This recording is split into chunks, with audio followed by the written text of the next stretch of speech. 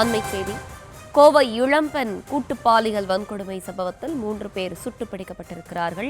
காலில் குண்டு பாய்ந்த நிலையில் 3 பேரும் மருத்துவமனையில் அனுமதிக்கப்பட்டிருக்கிறார்கள். கூடுதல் விவரங்களோடு இணைக்கிறார் நம்முடைய செய்தியாளர் அருண். வணக்கம், விவரங்களை வழங்கலாம். வணக்கம். அதாவது நேற்று முன்தினம் இரவு கோவை விமான நிலையம் பின்புறம் பகுதியில் தனது ஆண் நண்பருடன் தனிமையில் காரில் இருந்த இளம்பெண் கூட்டு பாலியல் வன்கொடுமைக்கு உள்ளாக்கப்பட்டார். அந்த இளம்பெண் கோவை தனியார் கல்லூரியில் 1ஆம் ஆண்டு முதுகலை படிக்கக்கூடிய மாணவி. அந்த மாணவியை பாலியல் வன்கொடுமை செய்து அவருடன் இருந்த இளைஞரை கத்தியால் தாக்கிவிட்டு தப்பி ஓடிய 3 பேரை பிடிப்பதற்காக 7 தனிப்படை அமைக்கப்பட்டு 7 தனிப்படை போலீசார் பல்வேறு கோணங்களில் விசாரணை மேற்கொண்டு வந்தனர். இந்த நிலையில 2 தனிப்படை போலீசார் அந்த குற்றவாளிகளை நேற்றைய தினம் தீவிரமாக தேடி வந்த நிலையில துடியலூர் அடுத்த வெள்ளக்கிணறு பகுதியில் ஒரு இடத்தில் மறைவிடத்தில் பதுங்கி இருப்பதாக அவர்களுக்கு ரகசிய தகவல் வந்தது. அந்த தகவலின் அடிப்படையில பீளமேடு காவல் நிலைய ஆய்வாளர் அர்ஜுன்குமார், அதே போன்று சரவணம்பட்டி காவல் நிலைய ஆய்வாளர் ஞானசேகரன், இந்த 2 ஆய்வாளர்கள் கொண்ட 2 தனிப்படை போலீசார் உடனடியாக சம்பவ இடத்திற்கு விரைந்துள்ளனர்.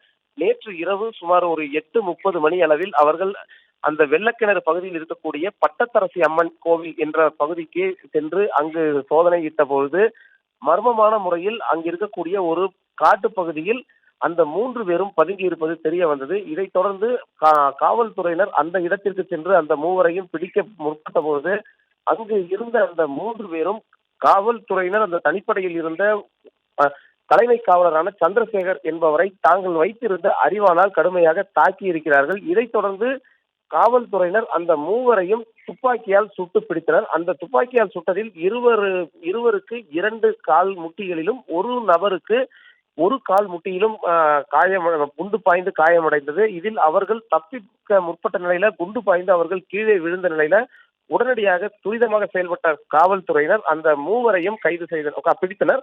இந்த மூவரையும் பிடித்து விசாரித்ததுல 2 பேர் சிவகங்கை மாவட்டத்தை சேர்ந்தவர்களும் ஒருவர் மதுரையைச் சேர்ந்தவர் என்பதும் தெரிய வந்தது. குறிப்பாக அந்த பிடிக்கப்பட்ட 2 பேரில் குணா என்ற தவசி, சதீஷ் என்ற கருப்பசாமி, கார்த்திக் என்ற காளீஸ்வரன் என்பது தெரிய வந்தது. இதைத் தொடர்ந்து அந்த மூவரையும் காவல்துறையினர் உடனடியாக அங்கிருந்து கோவை அரசு மருத்துவக் கல்லூரி மருத்துவமனைக்கு கொண்டு வந்தனர். அதே போன்று அந்த மூவரால் வெட்டி காயப்படுத்தப்பட்ட தலைமை காவலர் சந்திரசேகரையும் கோவை அரசு மருத்துவமனைக்கு கொண்டு வந்தனர்.